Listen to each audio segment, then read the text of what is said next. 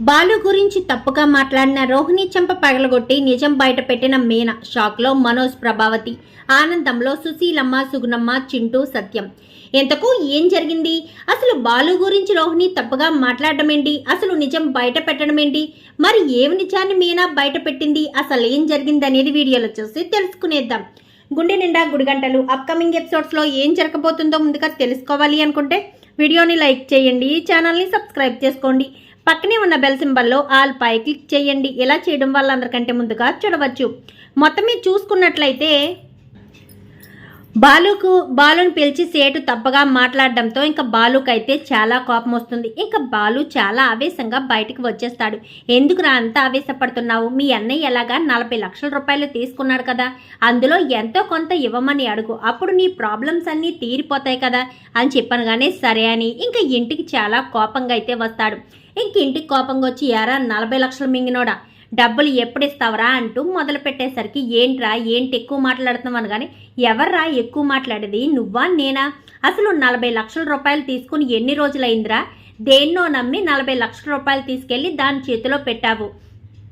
ఇప్పుడు 40 లక్షల రూపాయలు ఎక్కడున్నాయి, ఇవ్వు అని చెప్పనేసరికి ఏంటి అసలు గౌరవం లేకుండా మాట్లాడుతున్నావు, నువ్వు మీ అన్నతో మాట్లాడుతున్నావన్న నీకు ఆలోచన అనిపిస్తుందా అని చెప్పనేసరికి ఏంటి వర్లాలమ్మా ఏం మాట్లాడుతున్నావు అని చెప్పాను. కానీ ఏంట్రా నా భార్యతో మాట్లాడుతున్నావని చెప్పనేసరికి నీ భార్య నోరు అదుపులో పెట్టుకుంటే నేను నోరు అదుపులో పెట్టుకుంటాను. నీ భార్య ఏం తెలుసని నీ గురించి మాట్లాడుతుంది. నీ గురించి అన్ని విషయాలు నాకు తెలుసు. చిన్నప్పటి నుంచి నువ్వేం చేసావో తెలుసు, ఏం చెయ్యాలనుకున్నావో తెలుసు, అన్నీ తెలుసు. అన్నీ తెలిసినా కానీ సైలెంట్గా ఉన్నానంటే అర్థం చేసుకో. 40 లక్షల రూపాయలు కావాల్సిందే, ఎప్పుడిస్తావు డబ్బులు అని చెప్పి ఇంకా బాలు అనేసరికి ఏంటి 40 లక్షలు అని ఓ తెగ ఊదర కొడుతున్నావు, అయినా అది తన తండ్రి సంపాదించిన డబ్బులు, నీకేం సంబంధం అని చెప్పాను. కానీ ఏంటమ్మా తన తండ్రి సంపాదించిన డబ్బులా? ఆయన కన్న తండ్రే నన్ను కన్న తండ్రిను, అప్పుడు మా నాన్న సంపాదించిన డబ్బుల్లో నాకు వాటా వస్తుంది.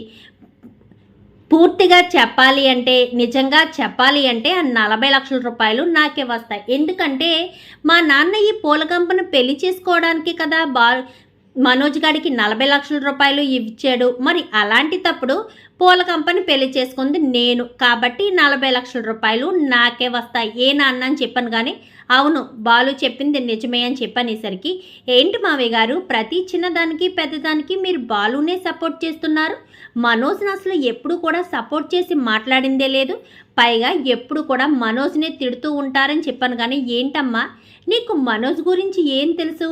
అయినా నువ్వు మీ మాంగారిని ప్రశ్నించే అంత పెద్దదాన్ని అయిపోయావా అంటూ ఇంకా మీనా మాట్లాడేసరికి ఏంటి మీనా నువ్వు నాతో మాట్లాడుతున్నావా అని చెప్పాను. కానీ నీతో మాట్లాడకూడదని చెప్పాను. కానీ అయినా నువ్వెందుకు మాట్లాడుతున్నావు మీనా? తన స్థాయి ఏంటి నీ స్థాయి ఏంటి అని చెప్పాను. కానీ ఏం మాట్లాడుతున్నావు ప్రభావతి? తన స్థాయి ఏంటి నీ స్థాయి ఏంటి అని వీళ్ళిద్దరిని వేరు చేసి మాట్లాడతావేంటి? ఇద్దరు ఇంటి కోడళ్ళే, ఈ ఇంటి కొడుకులకి భార్యలుగా వచ్చిన వాళ్ళే, స్థాయిని బట్టి మాట్లాడవలసిన అవసరం లేదు. రూల్గా చెప్పాలంటే మీనాయే అందరికంటే ముందు వచ్చింది కాబట్టి మీనాకే ఎక్కువ ప్రిఫరెన్స్ ఇవ్వాలి. అలా అని కూడా అనుకోవట్లేదు. కానీ స్థాయిల గురించి మాట్లాడదు ప్రభావతి.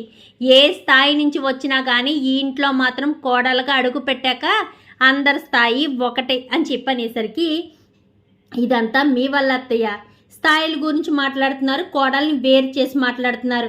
అసలు నా భర్త ఏం తప్పు చేశారని ఇప్పుడు నా భర్తను అంత తక్కువ చేసి మాట్లాడడానికి అంటూ మీనా మాట్లాడేసరికి ఏం చేశాడా? కన్న తల్లని లేదు, సొంత అన్నయ్యని లేదు, వదినాన్న గౌరవం కూడా లేదు అని చెప్పనేసరికి ఏంటి పార్లలమ్మ అన్నయ్య అని గౌరవం ఇవ్వాలా? ఏ రోజు నన్ను అన్నయ్యగా చూశాడు? ఏటి కన్న తల్లని గౌరవం ఇవ్వాలా? ఆవిడ నాకు ఏ రోజైనా కన్న తల్లిలో ఒక పూట ముద్ద పెట్టిందా?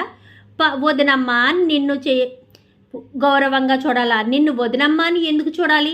వాళ్ళిద్దరినే నేను లెక్క చేయలేనప్పుడు నిన్ను లెక్క చేయవలసిన అవసరం ఏముంది అని చెప్పాను. కానీ అంతేలే, నువ్వు ఒక మూర్ఖుడివి, ఎప్పుడు పడితే అప్పుడు తాగేసి వచ్చి గొడవలు చేసుకుంటూ పోలీస్ స్టేషన్లు అంటే తిరుగుతూ ఉంటా కదా, అందుకని కదా మందు సప్లై చేస్తూ స్మగ్లర్లుగా పోలీస్ స్టేషన్లో ఉన్నావు. నీ కారు కూడా అందుకే కదా సీజ్ చేశారు అంటూ ఇంకా రోహిణి మాట్లాడేసరికి ఏంటి రోహిణి తెలిసి తెలుసుకోకుండా మాట్లాడకు, అది అసలు అందులో నా భర్త తప్పేమీ లేదు, నీకేం తెలుసని మాట్లాడుతున్నావు? పోలీస్ స్టేషన్కి వెళ్ళిన ప్రతి ఒక్కరు తప్పు చేసినట్టు కాదు, వెళ్ళలేని వాళ్ళందరూ కూడా నిజాయితీగా ఉన్నట్టు కాదు. ఎవరు ఎలాంటి వాళ్ళో అందరి గురించి నాకు తెలుసు. ఎందుకులే నిజం తెలిసినా నోరు మూసుకుని ఊరుకుంటున్నానని చెప్పాను. కానీ ఏంటి, ఏం తెలుసు నీకు నిజం? అయినా ఏం నిజం గురించి నువ్వు చెప్తున్నావు అని చెప్పాను. కానీ మరి నా భర్త గురించి నీకేం తెలుసు అని చెప్తున్నావు? నా భర్తను అందులో కావాలని ఇరికించారు, లేదంటే నా భర్తకు తప్పు చేయవలసిన అవసరం లేదు, తప్పు చేసే ఆలోచన కూడా లేదు. ఎంతైనా సరే తన కష్టపడ్డ డబ్బులతోనే తను తాగాలనుకున్నా ఏం చేసుకోవాలన్నా తన ఇష్టం ప్రకారం చేసుకుంటారే తప్ప ఎవరో సంపాదించినవి వాళ్ళ జీవితాంతకాలం కష్టపడిన డబ్బులు తీసుకెళ్ళి వ్యాపారాలు చేయాలని మరొకరికి దోచిపెట్టాలని నా భర్త ఎప్పుడు కూడా అనుకోడు అని చెప్పనేసరికి, అంటే నా భర్త డబ్బులు దొంగతనం చేశాడానా, దోచుకెళ్ళాడానా అని చెప్పాను. కానీ అవును, నీ భర్తే తీసుకువెళ్ళాడు. 40 లక్షల రూపాయలు నీ భర్తే తీసుకువెళ్ళాడు. ఇంట్లో ఎన్ని ప్రాబ్లమ్స్ అవుతున్నాయో ఏమైనా తెలుసా? ఈ రోజుకి మీరు తిండి తింటున్నారంటే నా భర్త తీసుకొచ్చిన డబ్బులతోటే తిండి తింటున్నారు. మీ ఆయన ఏమీ సంపాదించి పెట్టడం లేదు. ఎంతసేపు ఆ ఉద్యోగానికి ఈ ఉద్యోగానికి వెళ్ళి ఇంట్లో అమ్మ కుర్చీలా ఇంట్లో కూర్చోవడం తప్ప అంతకు మించి వేరే పనేమీ లేదు అని చెప్పనేసరికి, చాలా ఎక్కువ మాట్లాడుతున్నావు మేనా అని చెప్పాను. కానీ నువ్వు నా భర్త గురించి మాట్లాడినప్పుడు నేను నీ భర్త గురించి మాట్లాడకూడదా? నా భర్త ఏం తప్పు చేశారు? నా భర్త ఎప్పుడు కూడా ఎదుటి వ్యక్తితో ఒక్క మాట చెప్పించుకునే మనిషి కాదు అని చెప్పనేసరికి, తెలుసులే, పోలీస్ స్టేషన్కి వెళ్తారు, అర్ధరాత్రి అపరాత్రి అని లేకుండా తాగేసి వస్తారు, ప్రతిరోజు ఏదో ఒక విషయంలో గొడవే అని చెప్పాను. కానీ అవును, ప్రతిరోజు ఏదో ఒక విషయంలో గొడవే. అది ఎందువల్ల, ఎవరి వల్ల గొడవ? నీ భర్త వల్ల గొడవ జరుగుతుంది. నీ భర్తే కనుక 40 లక్షల రూపాయలు తీసుకుని వెళ్ళకపోయి ఉంటే ఈ గొడవ జరిగేది కాదు కదా. మా ఆయన వేరెత్తి చూపించేవారు కాదు కదా. అంత పౌరుషం అంత పొగరోసం ఉంటే కనుక మీరే 40 లక్షల రూపాయలు తీసుకొచ్చి ఇచ్చేయండి అని చెప్పనేసరికి, ఎవరి దగ్గర ఉన్నాయేంటి 40 లక్షలు అని చెప్పాను. కానీ నాకు తెలిసిన నిజాన్ని నేను బయట పెట్టానే అనుకో, అందరి నోర్లు మూసుకుంటాయి. ఎవరి గురించి ఎవరు చెప్తున్నారు, ఎవరి గురించి ఎవరు మాట్లాడుతున్నారు అంటూ మీనా మాట్లాడేసరికి, ఇంకా చాలు ఆపుతావా మీనా అని చెప్పి బాలు అనేసరికి, ఎందుకు ఆపాలండి? మీరు ఏ తప్పు చేయకపోయినా మిమ్మల్ని మాట్లాడుతుంటే నేను ఎందుకు ఆపాలి? ఇంట్లో ఉన్న వాళ్ళు కాకుండా బయట నుంచి వచ్చిన వాళ్ళకి మీ గురించి ఏం తెలుసు అని మాట్లాడుతున్నారు.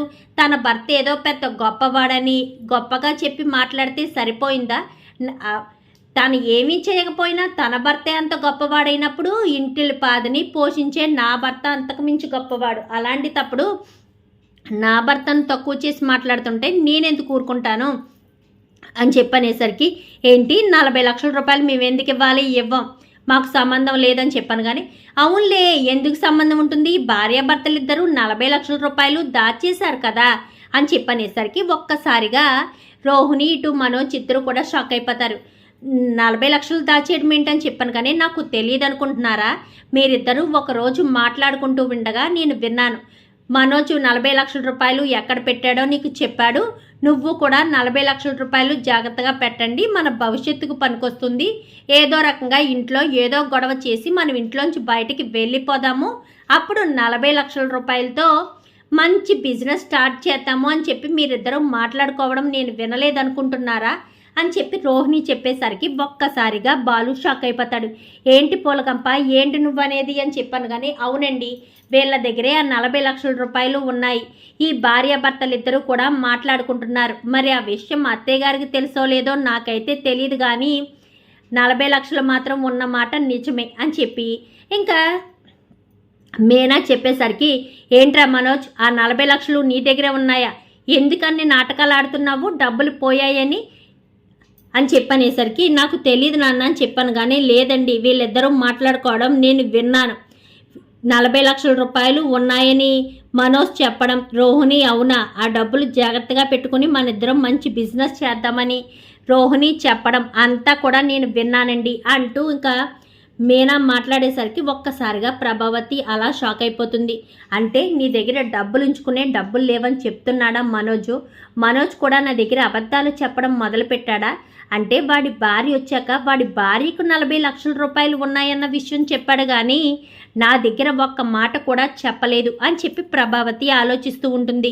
ఏంటి ప్రభావతమ్మ ఇంకా ఆలోచిస్తున్నావు? అడుగు, నీ పెద్ద కొడుకుని అడుగు, 40 లక్షల రూపాయలు ఎక్కడ పెట్టాడో అడుగు. ఇన్ని మాటలు పడవలసిన అవసరం లేదు కదా.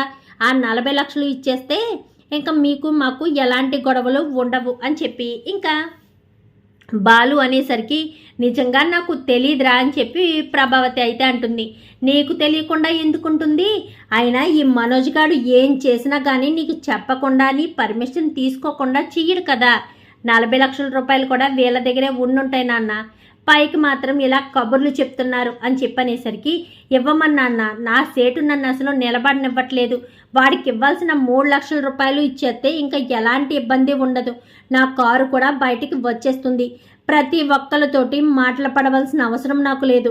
ఇంట్లో వాళ్ళే కాక బయట వాళ్ళు కూడా గౌరవం లేకుండా ఇంకా నేను తాగుబోతునంటూ తిరిగిపోతున్నట్టు ఎన్నో రకాలుగా మాట్లాడుతున్నారని చెప్పాను. కానీ ఎవరో ఏదో అంటే అయిపోతుందండి.